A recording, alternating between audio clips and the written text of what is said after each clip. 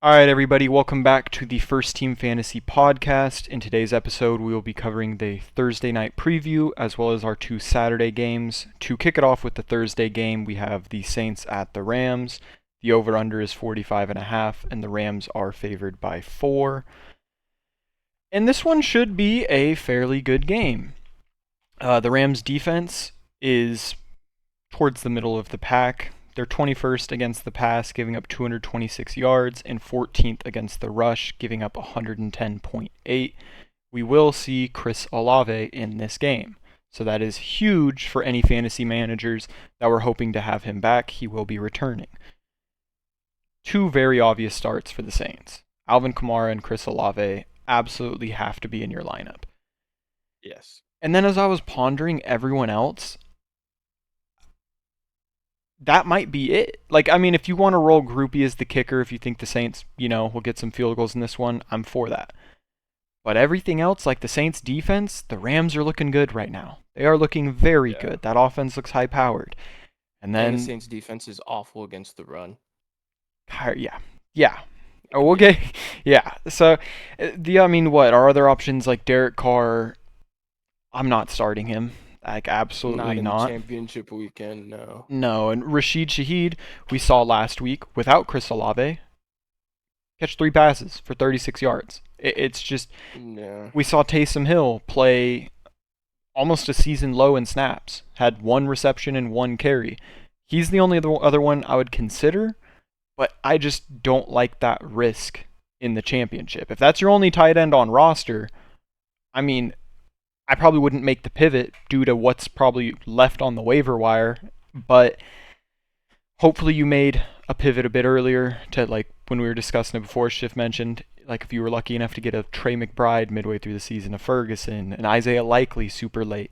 Hopefully you have someone else. It's just, Taysom Hill could give us 15 fantasy points, or he could give us 1, and that's just a risk. I genuinely prefer to start Tanner Hudson.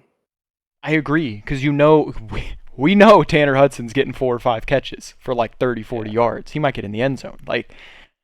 I completely agree with that. So, but that's really it for the Saints. I like Kamara and I like Olave, and I just don't think anyone else is worth taking that risk on. Yeah, I pretty much agree. I just don't know. Because last week it seemed like they were ramping up, like, slowly Taysom off of that injury. And it seemed that whatever injury he had was more serious than we had thought. He ended up missing a whole game. So I just don't know if they're slowly going to keep ramping him up in wake of them being in a solid position to make the playoffs, and they're probably going to need to use that guy in the playoffs if they get there. So I don't know. I mean, this could be a big game where they need him, but like you said, it's just a risk that in championship weekend, I don't know if I'm willing to take. Yeah. But going over to the Rams side of the ball, you have Matthew Stafford, who, he's been hot lately. Mm-hmm. He's been on a roll. I think I'd feel comfortable rolling with him. I've gotten burned saying that a few times lately, but I don't know. I do feel comfortable with Stafford.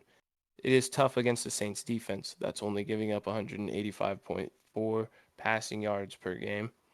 They're currently 6th in the league pass defense wise, so it is kind of daunting, but we still got Cooper Kupp and Puka Nacua. Mm-hmm. And like we've mentioned, lately DeMarcus Robinson's been coming balling on as a great wide receiver 3. Yeah.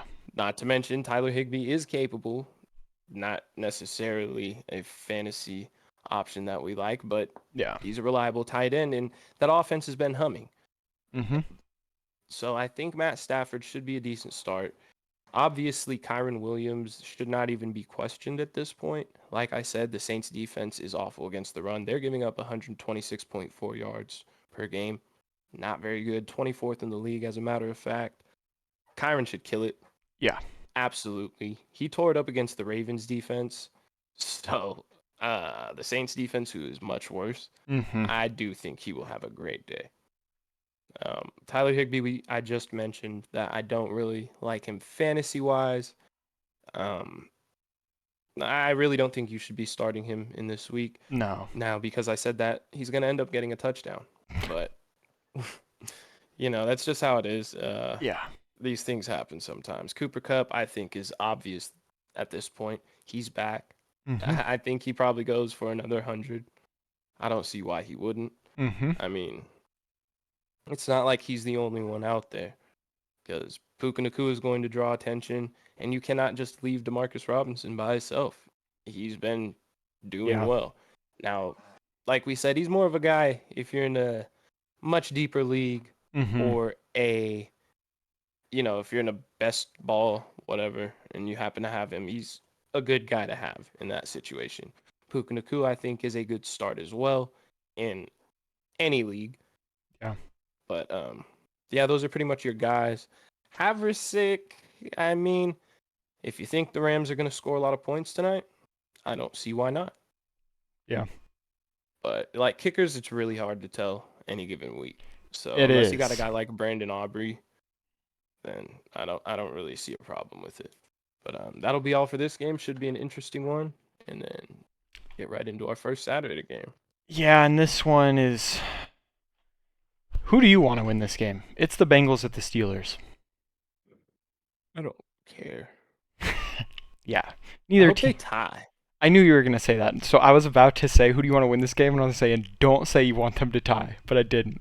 And then you said it. You allowed the I caveat, know. so I made it. Yeah, the Bengals at the Steelers. Both these defenses are pretty mediocre. The Bengals are 27th against the pass compared to the Steelers 20th, and the Bengals are 28th against the run compared to the Steelers 22nd. So you'd think it should be a high-scoring game. Honestly, if I had to guess, I kind of like the Bengals more in this one. The Steelers are rolling Mason Rudolph again. So, but Jamar Chase will not be playing. yes, Jamar Chase is out with that shoulder injury. And you know what?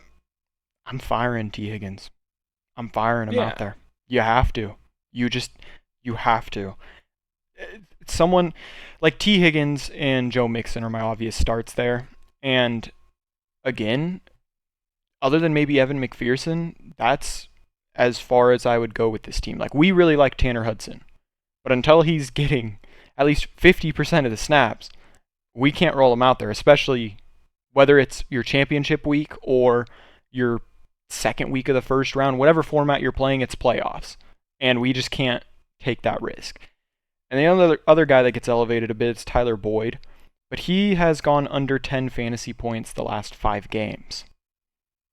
And we know who Tyler Boyd is. Someone that we don't start in the playoffs. That's a little too risky for me. Granted, Browning's been slinging it. But he's also been slinging it to everyone. Everyone's getting a little bit. Chase Brown's been emerging, getting big plays out the backfield. I don't feel comfortable enough pivoting to Tyler Boyd with the season on the line because it could be a Trenton Irwin week. It could be that one guy that's last name I still can't pronounce. Like Isa. Yes, whatever. Yeah, whatever it is. But yeah, Joe Mixon should have a huge week. T. Higgins should have a huge week.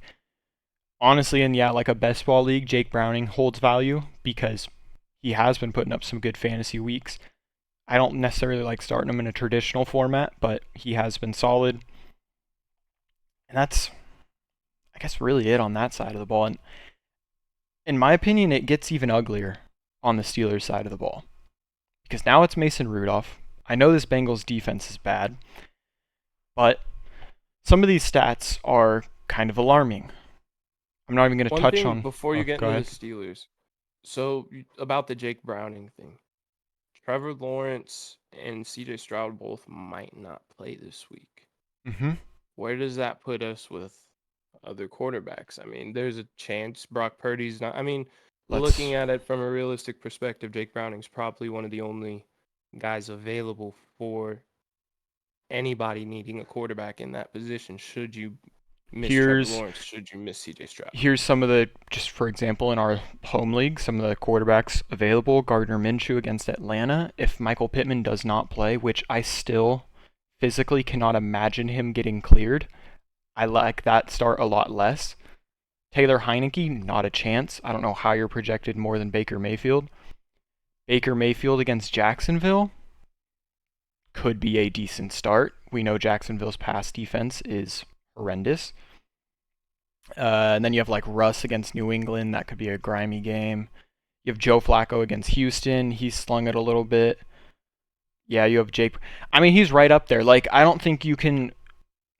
Wherever you want to put your cards in, whether it's Browning, Flacco, especially if, like if CJ Stroud does miss again, I did see he very well could miss. Yeah. That's not a bad just start. Him and Lawrence are both, I think, in concussion protocol right now. So that's the only reason I asked that question. He's I in mean, conversation for sure then. Yeah. Yeah, when you put it that way, though, I guess it does make more sense to hold off and wait for a guy like Flacco or someone who plays on Sunday, so you can just see rather than missing the chance on getting to play Lawrence or Stroud should they play.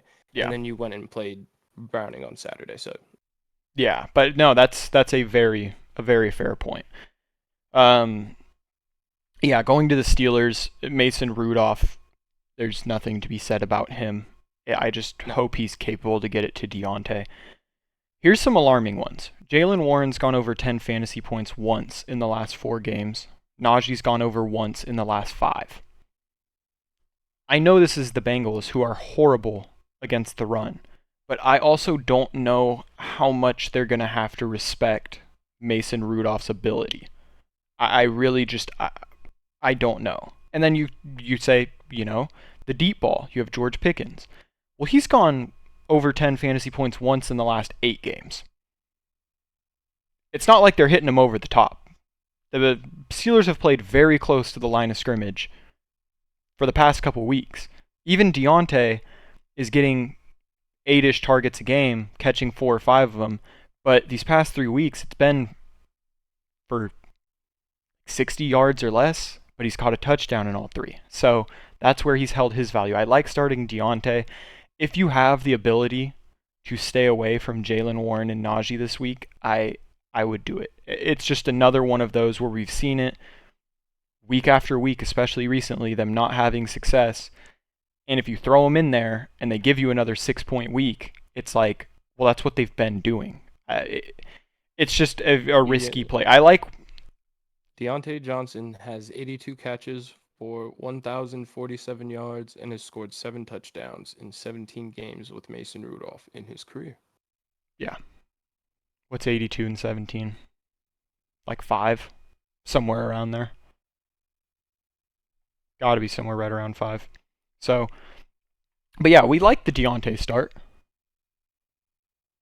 4.8. Yeah. 4.8. So yeah, right around 5. Deontay is the one guy that I do like in this offense. His ability. 4.8 and 61. Yeah. So say it was 5 in 60. He's averaging 10. Yeah, averaging 11 fantasy points per game without a touchdown. He grabs a touchdown. There's your 17. Yeah, he gets a touchdown in one of those. Yeah, that's just. Yeah. I mean, no, yeah. I like Deontay. Looking at it like that. But everyone else, I think, is a very high risk. Pickens, for sure, I would not start. Najee just had a god-awful game. I guess I like Warren more than Najee due to his pass-catching ability out the backfield. We've seen him get more out the backfield, but even then, it's just... I assume if you're still playing in the playoffs, you're probably not having to rely on one of these guys. More than likely, if you drafted Najee, you are not still alive. And then Freiermuth, he had that one huge game when he came back, and since then he has yet again. But that's really it. I don't like either of the defenses in this one. No. All right. Well, on to my final game. The Bills at the Chargers. Bills have been playing very good football lately, and the Chargers have not. On either side of the ball. It is, obviously unfortunate that they're being quarterbacked by Easton Stick right now. And this will also be the second game in a row. Keenan Allen will not be playing. So. God, that sucks. Why would he play, though? No, but dang, it hurts. I get it. It hurts so bad. But yeah, after a absolutely, league-winning type year out of Keenan Allen, he doesn't play in the semifinals or the finals. So That's pretty painful. But something you got to deal with. Yeah, that's just wow. But the Bills' offense scoring 27.1 points per game, passing for 244.6, and rushing for 132.3. Especially, I mean, after that last one, that kind of bumped them up a little bit. Yeah. And the Chargers are giving up 24.6, allowing 261.4 through the air, and allowing 113.9 on the ground. I'm starting all my main Bills: Josh Allen, James Cook, Stephon Diggs. I'm back to the well with Dalton Kincaid this week. Mm-hmm. It should be pretty pass happy. I think they're going to get their pass catchers involved after. I mean, it worked last week against a very good Cowboys defense. They figured out what worked against them and they used it. I mean that's kind of the bread and butter in the NFL. If they can't stop the run, then why would you stop running? Yeah. It just makes sense from a real football perspective. I mean, obviously, it hurt the likes of Stephon Diggs, Dalton Kincaid, Gabe Davis, so on and so forth in fantasy, but they absolutely dominated that game. I don't think they're going to do the same thing here because the Chargers are just so terrible at defending the pass. And I think they're going to want to get their guys involved after last week. The Chargers cannot do much on the offensive side of the ball. So Who's coaching them? I forgot his name. Kellen Moore turned it down. Who's coaching them right now? I don't remember the guy's name, the interim head coach. But it's not going well. No. And I don't think it's going to go well on Saturday. Obviously, you're not starting Gabe Davis.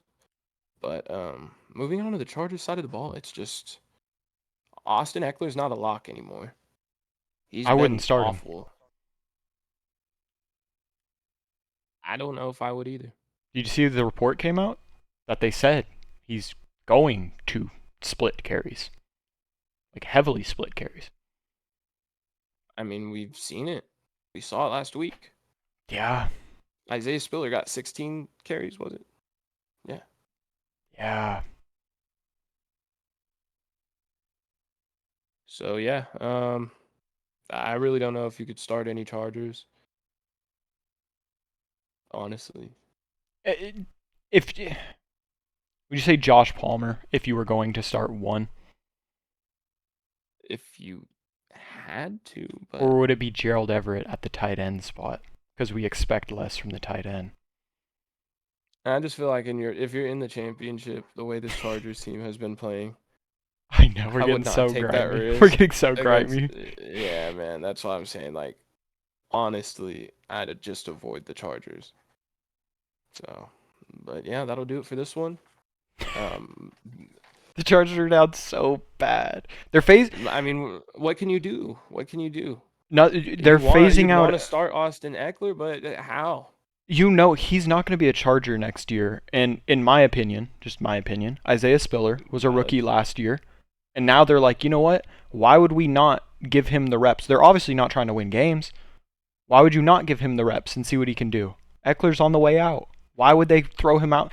It's just... Wow. You're setting yourself up for failure if you start Austin Eckler this week. Yeah, probably. Which is crazy to say because he was the RB1 last year.